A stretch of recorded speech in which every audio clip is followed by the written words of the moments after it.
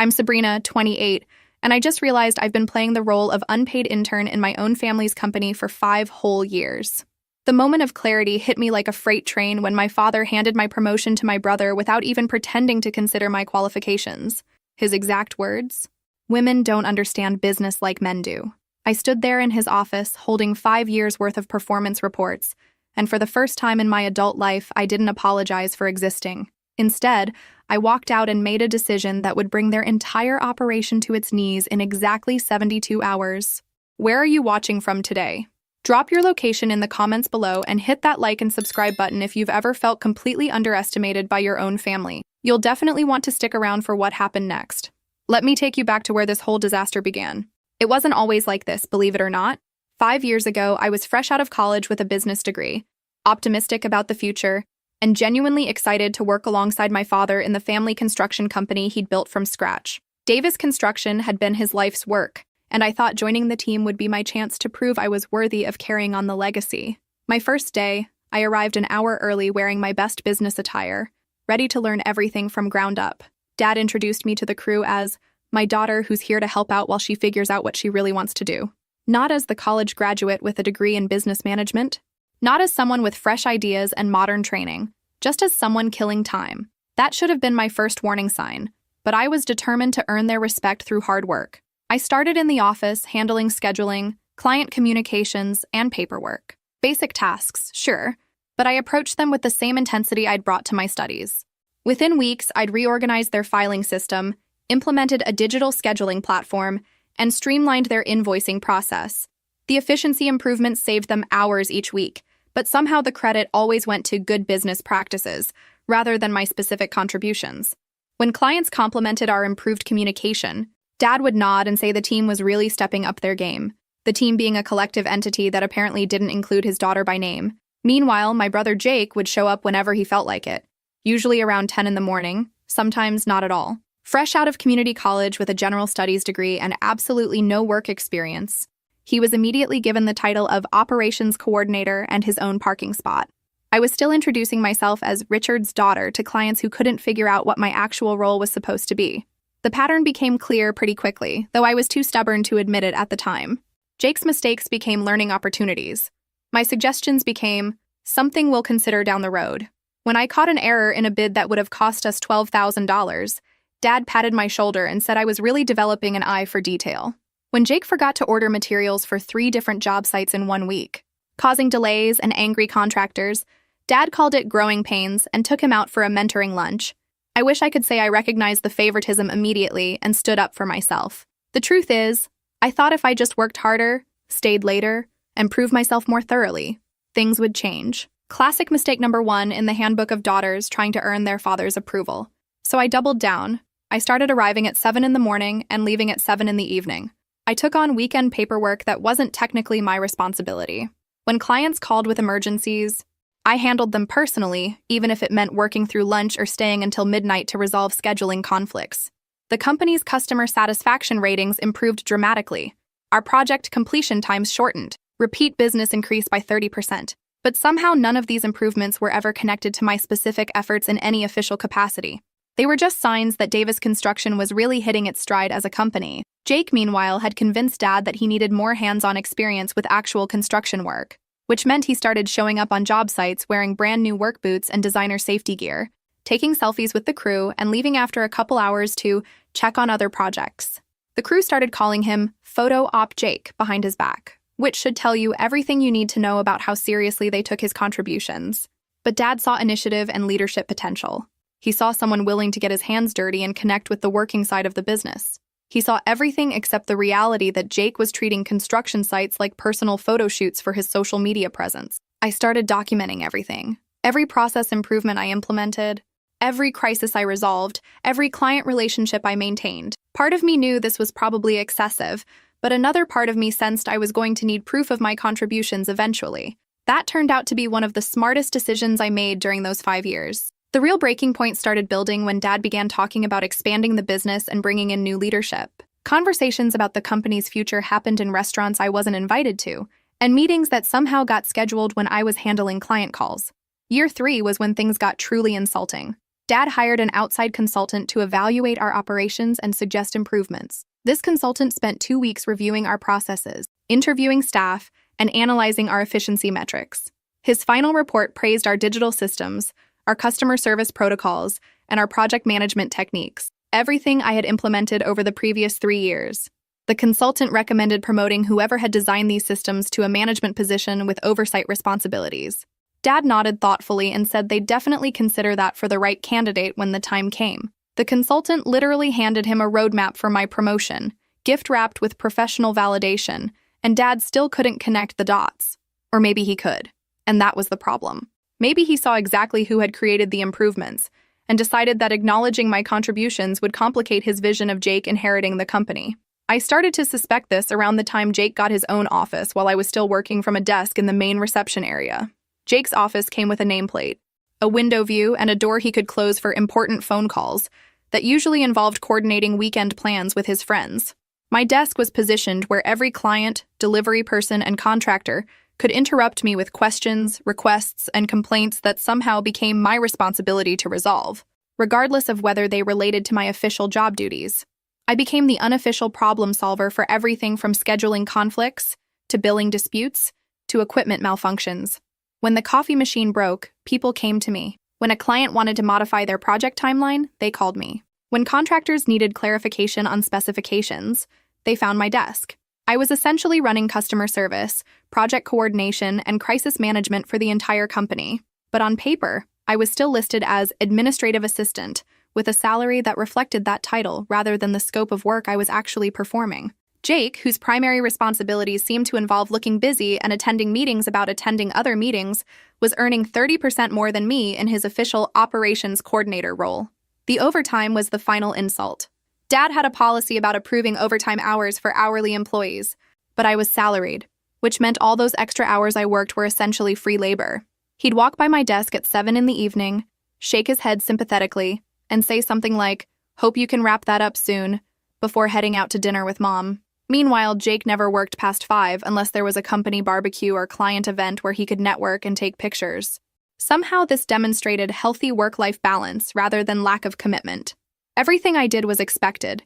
Everything Jake did was impressive. I started keeping a detailed log of my hours and responsibilities, not because I thought I'd ever use it against them, but because I needed to prove to myself that I wasn't imagining the inequality.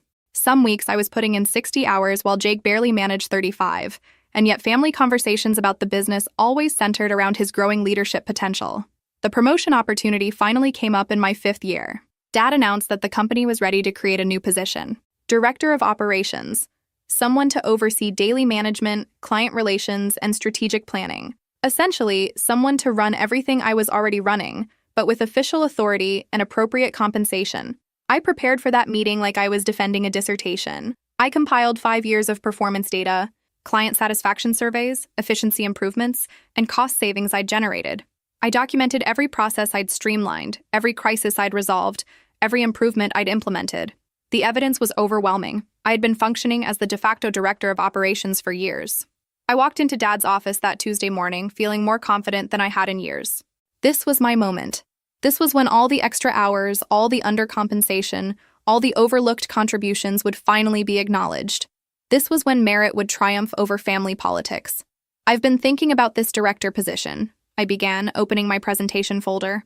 "I believe my track record demonstrates—" "Sabrina," Dad interrupted, not even glancing at the documents I'd prepared.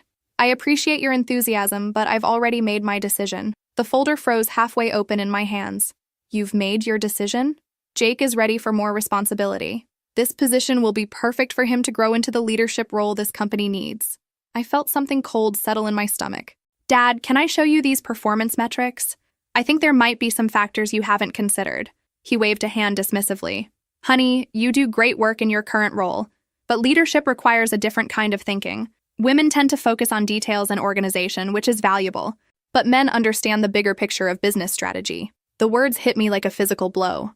After 5 years of proving my capabilities, after single-handedly improving every aspect of their operations, after sacrificing evenings and weekends to solve problems they couldn't handle, my father had just reduced my professional value to my gender.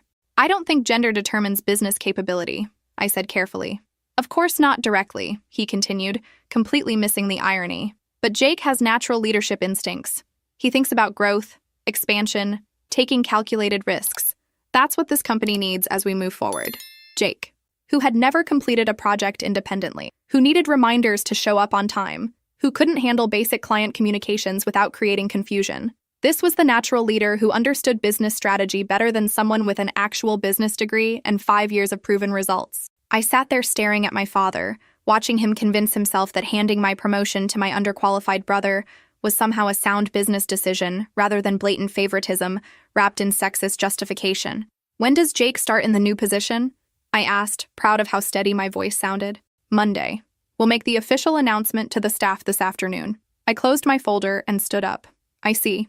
Well, congratulations to Jake. Dad smiled, apparently relieved that I was taking the news so well. I'm glad you understand, sweetheart. You're still a valuable part of this team. Valuable.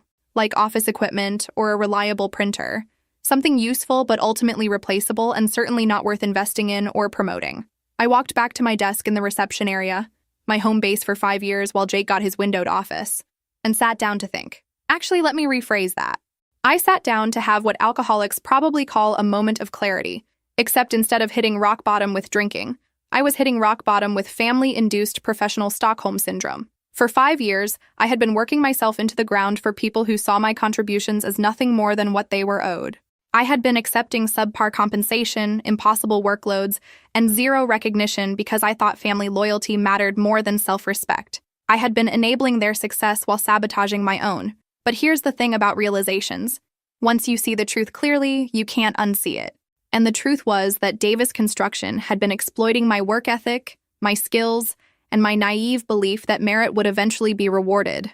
They had been getting director-level work for administrative assistant wages, and they planned to continue that arrangement indefinitely. That afternoon, I watched Dad announce Jake's promotion to the staff. He presented it as a natural progression, Jake's reward for showing initiative and leadership potential. Several crew members glanced in my direction with expressions that ranged from confused to sympathetic. They knew who actually kept the operation running smoothly, even if management refused to acknowledge it. After the announcement, Jake stopped by my desk with a patronizing smile. I hope we can keep working together, sis. I'm really going to need your support in this new role. Your support. Translation. I'm going to need you to keep doing all the actual work while I take credit for the results. Just like always, except now it would be official policy instead of just family dysfunction. Of course, I said sweetly. I'm sure you'll do great. That evening, I went home to my apartment and made myself a very deliberate decision. I was done. Not dramatically, not with screaming or ultimatums or emotional confrontations. Just done with being undervalued, overworked, and taken for granted. Starting tomorrow, I was going to give Davis Construction exactly what they paid for. The work of an administrative assistant. Nothing more, nothing less. No more 60-hour weeks. No more crisis management. No more solving problems that weren't explicitly part of my job description. They wanted Jake to be the director of operations? Perfect. He could direct operations. Without my safety net. Wednesday morning, I arrived at work at exactly 9 o'clock instead of my usual 7. Not late, mind you, just precisely on time according to my actual job description. I settled at my desk with my coffee and began working through my official responsibilities at a reasonable, sustainable pace. At 9:30, Jake appeared looking slightly frazzled. The Morrison project timeline got messed up somehow. Can you call them and sort it out? I looked up from the filing I was doing. That sounds like an operations issue. You might want to handle that through your new director role. Jake blinked. But you always handle the Morrison account. I handled communication overflow when needed.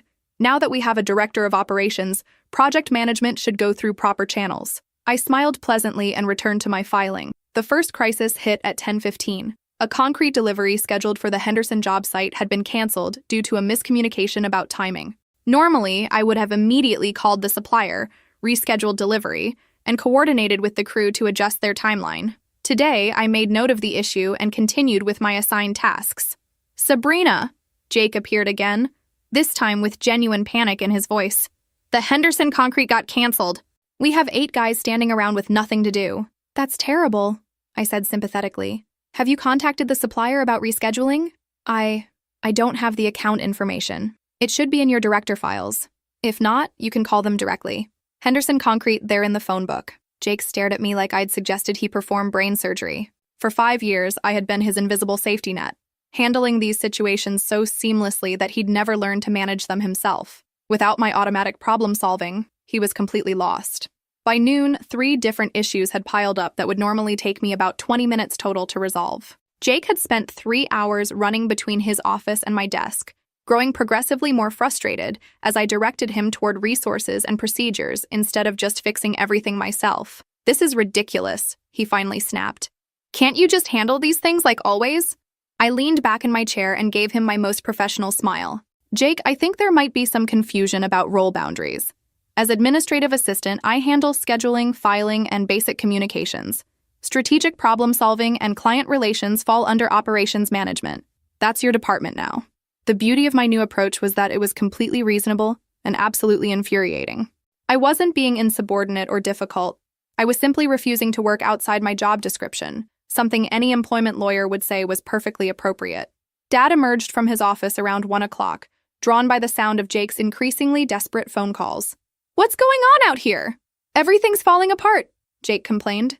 "The concrete delivery, the Morrison timeline, and Mrs. Patterson keeps calling about her kitchen renovation, but I don't know anything about kitchen renovations." Dad looked at me expectantly. "Sabrina, can you help Jake get caught up on these projects?" "I'd be happy to provide any administrative support he needs," I replied. "Jake, would you like me to transfer Mrs. Patterson to your direct line so you can address her concerns as Director of Operations? Have you ever experienced a moment where someone realizes they've made a terrible mistake? Hit that like button if you've ever watched someone's confidence crumble in real time." What happened next definitely shocked everyone, including me. By Thursday morning, Davis Construction was experiencing what I can only describe as controlled chaos. Jake had spent the previous afternoon making frantic phone calls, trying to untangle the mess of scheduling conflicts, supplier issues, and client complaints that had accumulated in just 2 days of him actually being responsible for operations. I arrived at my usual 9 o'clock, still adjusting to this novel concept of work-life balance, to find Jake already at my desk, looking like he hadn't slept. The bags under his eyes told me he'd probably spent the night trying to figure out systems I'd been managing effortlessly for years. "Sabrina, I need your help," he said without preamble. "I know we talked about role boundaries, but I'm drowning here." I set down my coffee and pulled out my chair. "What specifically do you need help with?" "Everything." He gestured helplessly toward his office, where I could see papers scattered across his desk like confetti. "The Morrison project is 3 days behind. Henderson's concrete still isn't scheduled, and somehow we double-booked the crew for next Tuesday." "That sounds overwhelming," I said sympathetically. "Have you tried using the project management system?" Jake stared at me blankly. "What project management system?" Oh, this was rich. For 2 years, I'd been maintaining a digital system that tracked every project timeline, resource allocation, and scheduling detail. I'd even given Jake a tutorial on it 18 months ago, which he'd clearly ignored because he thought he'd never need to use it. The one I set up in 2022. It's on the shared drive under Operations Management. All the current projects are tracked there with timelines, contractor assignments, and supplier information. I can't find it. Of course he couldn't. Jake's relationship with technology went about as deep as his Instagram account. "Would you like me to show you where it is?" "Would you?" The relief in his voice was almost pitiful. I walked him through accessing the system, explaining the color coding for project phases, the automated alerts for scheduling conflicts, and the supplier database with all the contact information he'd been desperately searching for. It took 15 minutes to show him tools that could solve most of his current crises. "This is incredibly detailed," Jake said, scrolling through months of data. "When did you create all this?" "Gradually, over the past few years.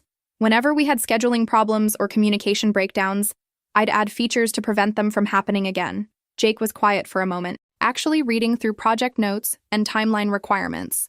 "Sabrina, this system is basically running the entire operations side of the business. It makes things more efficient," I said mildly. What I didn't say was that this system represented hundreds of hours of unpaid overtime, built because I'd gotten tired of watching the same preventable problems create unnecessary stress and cost overruns. What I also didn't say was that access to this system required my login credentials, which were about to become a very important detail. Jake spent the rest of Thursday working through his backlog with the help of my digital tools. By Friday, he seemed to be getting a handle on things, and I started to wonder if my little experiment in boundary setting was going to be less dramatic than I'd hoped. Then Friday afternoon brought the Williamson crisis, and everything fell apart again. The Williamson project was our biggest contract of the year, a custom home worth $200,000 with a completion deadline tied to their daughter's wedding in 6 weeks. Mrs. Williamson called at 3:30 in a state of controlled panic because she'd just discovered that the kitchen cabinets we'd ordered were the wrong style and would take 8 weeks to replace. Normally, I would have immediately called our cabinet supplier, negotiated an emergency rush order, found an alternative supplier if necessary, and coordinated with our installation crew to adjust the timeline. The whole crisis would have been resolved within 2 hours, and the clients never would have known how close they'd come to disaster. Today, I transferred Mrs. Williamson to Jake's direct line and returned to organizing invoices. 20 minutes later, Jake appeared at my desk looking pale. Mrs. Williamson is threatening to cancel the contract if we can't guarantee the kitchen will be finished on time. That would be a significant financial loss, I observed. Sabrina, I need you to call the cabinet supplier. You know how to handle these situations. I looked up from my filing. Jake, client crisis management is definitely a director-level responsibility. I wouldn't want to overstep my role as administrative assistant. This isn't about roles. This is about saving a $200,000 contract. Then it sounds like something the director of operations should prioritize. What do you think will happen next? Drop your predictions in the comments below and let me know if you've ever watched someone realize they were in way over their head. Jake spent 2 hours on the phone with cabinet suppliers, getting nowhere fast.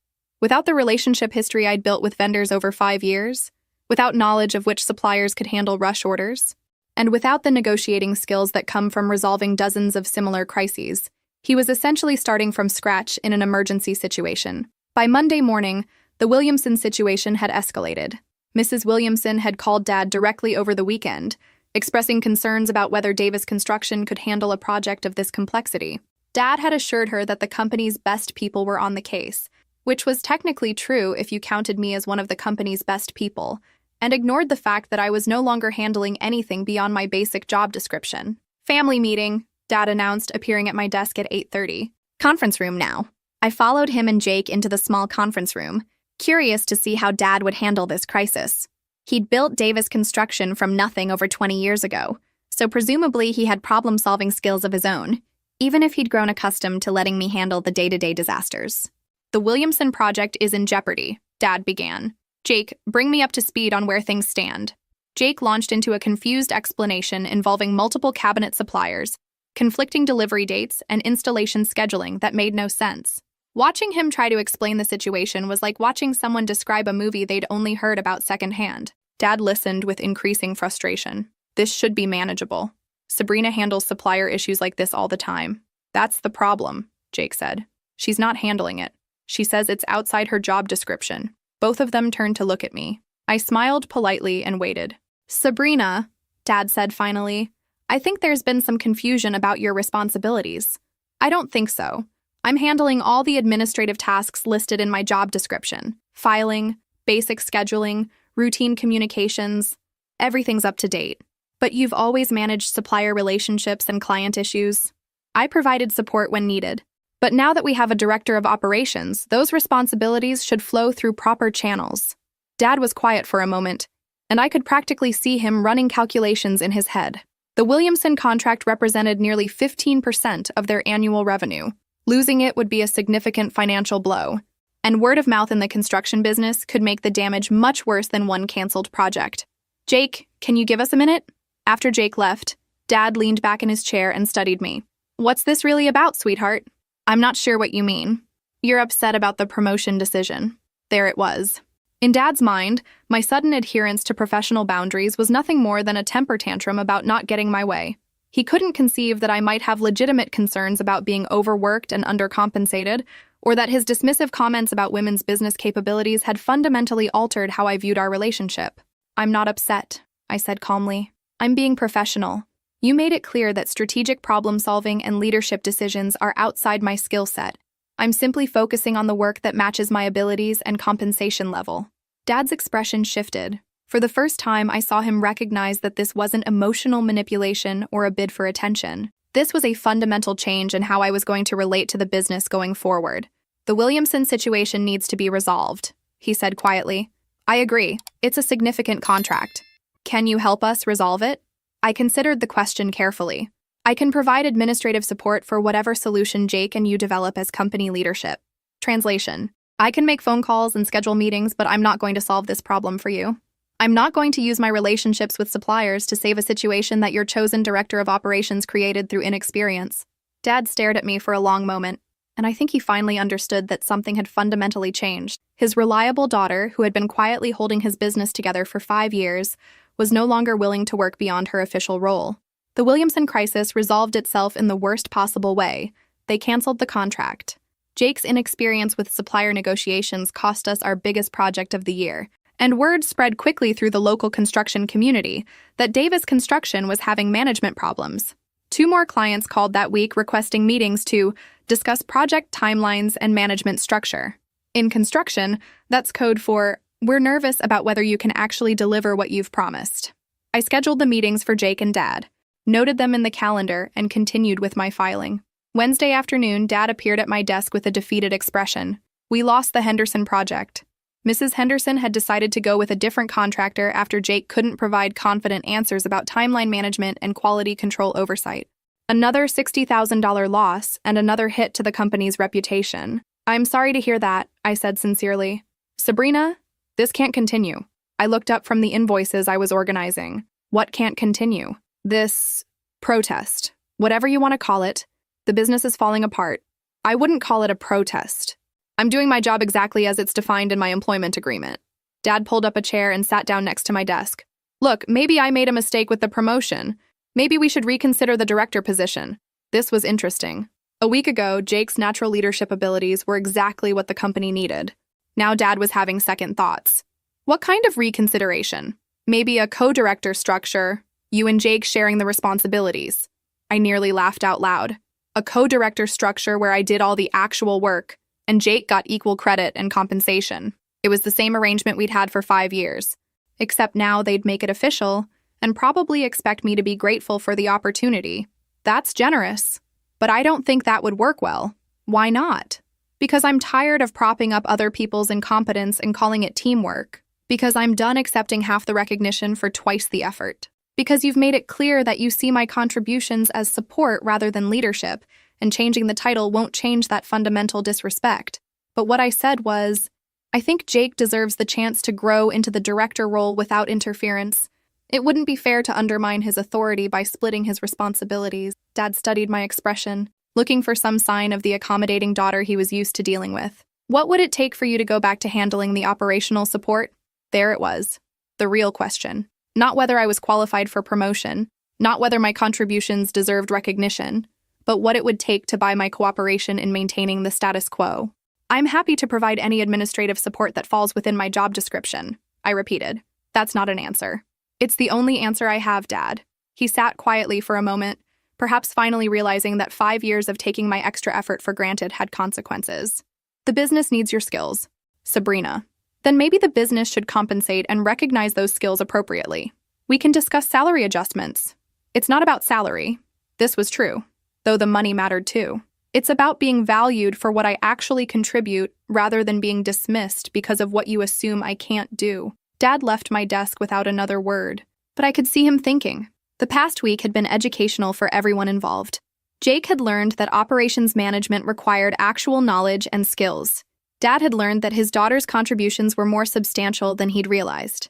And I had learned that I could survive perfectly well without their approval or recognition. But I was also starting to realize that Davis Construction might not survive without my contributions, which meant some much bigger decisions were on the horizon. Thursday morning brought what I'd been expecting all week, the desperate phone call from Jake at 6:30 a.m. I'd been up for an hour, enjoying my coffee and the novel experience of not being stressed about work before the day even started. "Sabrina, we have a major problem." Jake's voice was tight with panic. "The Morrison crew showed up, but the electrical inspection failed and now the whole timeline is screwed up. Dad's furious. And Mrs. Morrison is threatening to sue for delays." "That sounds stressful," I said calmly, taking another sip of coffee. "I need your help. I know where we left things yesterday, but this is an emergency. Have you tried calling the electrical inspector to understand what failed?" "Yes, but I don't understand half of what he's saying. And I don't know which electrician to call for repairs. And Mrs. Morrison wants a meeting today to discuss compensation for the delays."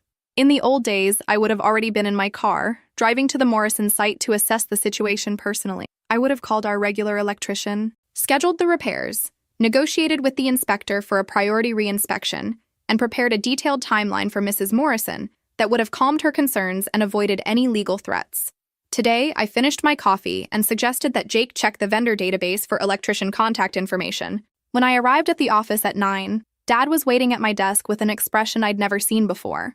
Not anger, not disappointment, but something closer to defeat.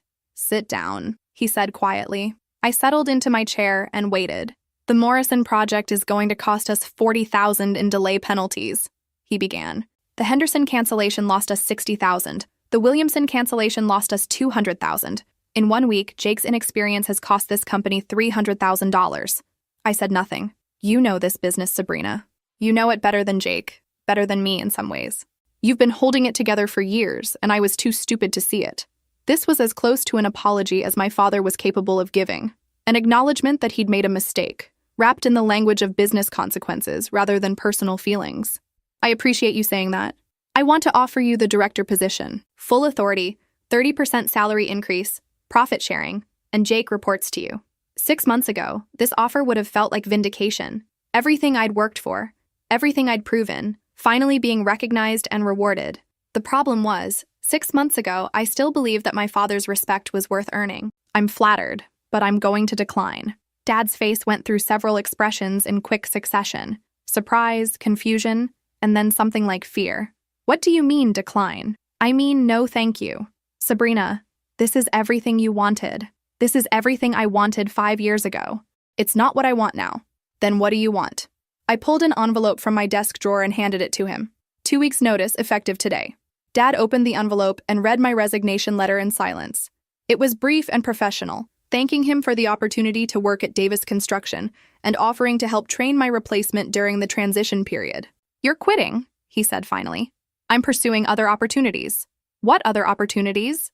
I smiled. For the first time in 5 years, I felt completely in control of my professional future. "I'm starting my own company. Davis Construction taught me everything I need to know about running a successful business." "Well, almost everything." "Your own company." Dad repeated the words like they were in a foreign language. "Turns out women can understand business strategy after all. Who knew?" "Starting Thompson Construction." Yes, I took my mother's maiden name because symbolism matters, was terrifying and exhilarating in equal measure. I'd been squirreling away money for years, living below my means and saving aggressively without really knowing why. Turns out my subconscious was preparing for exactly this moment. My first step was securing office space. Nothing fancy, just a small suite with room to grow. My second step was reaching out to the network I'd built over 5 years of managing client relationships for Davis Construction. Turns out a lot of people had been impressed with my work, even if my own family hadn't been. Mrs. Patterson, the sweet lady who'd watched Dad dismiss my contributions for years, was my first official client. Her kitchen renovation project wasn't huge, but it was a start. More importantly, she introduced me to her neighbor, who needed a bathroom remodel, who introduced me to her book club president, who was planning a home addition. Word of mouth in small communities works both ways. The same network that had heard about Davis Construction's recent management problems was also hearing about Richard Davis's daughter starting her own company. People were curious, and several clients who'd left Davis Construction during the chaos decided to give Thompson Construction a try. The best part about running my own business was finally being able to implement all the ideas I'd developed over the years, but never had authority to execute. Customer communication systems, project management protocols, quality control processes. All the innovations that had made Davis Construction more efficient were now making Thompson Construction competitive from day one. Within 3 months, I had 12 active projects and a growing reputation for reliability and transparent communication. Within 6 months, I'd hired 2 employees and was turning down work because of scheduling conflicts. The company that was supposed to fail because women don't understand business was outperforming established competitors, including Davis Construction. The first time I ran into Dad at the hardware store was awkward for exactly the reasons you'd expect. He looked tired, older somehow, and there was none of his usual confidence when he nodded hello. I was polite but distant, the way you'd greet any business acquaintance you didn't know particularly well. "How's the new venture going?" he asked, apparently unable to help himself. "Very well, thank you." "Well, how are things at Davis Construction?" His smile was strained. "Challenging. Jake's learning. But it's been a difficult transition." What he didn't say was that they'd lost 3 more major clients since I left, that their project completion times had doubled, and that their reputation in the community was still recovering from the series of disasters that had followed my departure. What I didn't say was that 2 of those clients had contacted Thompson Construction, and I was completing their projects ahead of schedule and under budget. "Growing pains are normal," I said diplomatically. "Sabrina, I owe you an apology." This conversation was happening in the plumbing supply aisle of Morton's Hardware. with other contractors and homeowners browsing around us. Not exactly the setting for a heart-to-heart reconciliation, but Dad had never been good at timing emotional conversations. "You don't owe me anything, Dad." "I do. I underestimated your capabilities, and I let my assumptions about gender affect my business judgment. That was wrong, and it cost all of us." I appreciated the apology, genuinely, but it was coming about 18 months too late to change anything fundamental between us. "Thank you for saying that. I hope things improve for Davis Construction." And I meant it. Despite everything, I didn't want to see the business Dad had built from scratch fail completely. I just wasn't willing to sacrifice my own success to prevent it anymore. 2 years after leaving Davis Construction, Thompson Construction had grown into one of the most respected contracting companies in our area. We'd completed over 60 projects, maintained a perfect customer satisfaction rating, and built a team of 12 employees who actually enjoyed coming to work every day. The irony wasn't lost on me that Dad's dismissive comment about women not understanding business had motivated me to build a business that was outperforming his own. Sometimes the best revenge really is massive success, combined with the knowledge that you got there entirely through your own merit. The local business journal ran a feature story about Thompson Construction's rapid growth, focusing on our innovative project management systems and commitment to transparent communication with clients. The reporter asked about my background in construction, and I mentioned that I'd learned the industry working for a family business before striking out on my own. Dad called me the day after the article came out. "Congratulations on the feature story," he said. "You should be proud." "Thank you. I am proud of what we've built." "Sabrina, I have a proposition for you." Of course he did. "I'm listening." "Davis Construction is struggling. We've lost market share. Our reputation hasn't fully recovered, and frankly, Jake isn't cut out for operations management. I'm thinking about selling the business." "That's a big decision. I'd like to sell it to you." The offer was both surprising and completely predictable. Dad had finally realized that his daughter understood business better than anyone else in the family, and now he wanted to transfer ownership of the company that had dismissed her capabilities for 5 years. "I'm flattered, but Thompson Construction keeps me plenty busy. You could merge the operations. Davis Construction has been in business for 25 years. The name recognition alone is worth something, even with recent problems. Dad, with respect, I've spent 2 years building a reputation for reliability and quality work. Why would I want to take on the liability of Davis Construction's recent management issues?"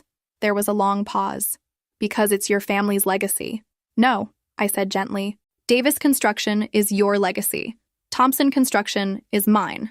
6 months later, I heard through the contractor grapevine that Dad had sold Davis Construction to a regional construction company that was mostly interested in their client database and equipment. Jake had taken a position as a project coordinator with the new owners, working under supervision and probably much happier without the pressure of running operations he'd never understood. I felt a brief moment of sadness for the end of Dad's business, but mostly I felt vindicated. The company that had survived and thrived was the one run by someone who actually understood the work, regardless of gender. Last month, Thompson Construction won a contract for the largest residential development project in our county's history, 18 custom homes with a total value of over $3 million. As I signed the contract, I thought about that conversation in Dad's office where he'd explained that women don't understand business strategy. Turns out we understand it just fine. We just understand it differently than men who inherit opportunities they never had to earn. The project will take 2 years to complete and will establish Thompson Construction as one of the premier residential contractors in the region. My team is excited about the challenge. My clients trust our capabilities, and my success belongs entirely to me. If this story resonated with you, make sure to like and subscribe for more real-life stories about women who refuse to accept other people's limitations. Sometimes the best way to prove someone wrong is simply to prove yourself right, on your own terms, with your own rules. And sometimes the most powerful thing you can do is stop doing the extra work that nobody appreciates and watch them realize exactly what they've been taking for granted. I'm Sabrina Thompson, owner of Thompson Construction, and I wouldn't change a single thing about my journey to get here. Even the parts that hurt taught me something valuable. My worth was never up for debate. I just had to stop letting other people vote on it.